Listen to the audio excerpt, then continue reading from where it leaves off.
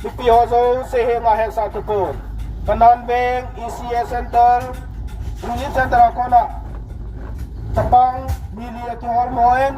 koi tapang hungwa le mukha ahilo wale kinmo thaya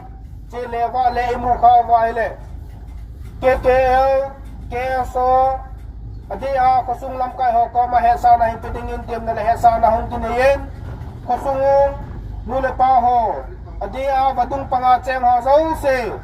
ichi ichate ho inaute ho na he ei ma vengsung pamponi na ho badung pangla ho zong nei na ho pdwin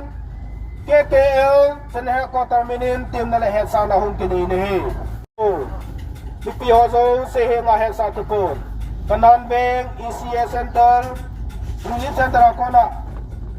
tapang bili ki hormoen koi tapang hungwa le mukha ahilo wale kinmo thaya chele wale mukha wale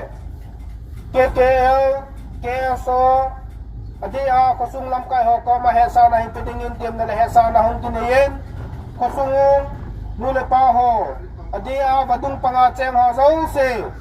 ichi ichate ho inaute ho na he ei ma vengsung pamponi na ho badung pangla ho zong nei na ho pdwin KKL senhe ko terminin tim na hesa na hung kinini he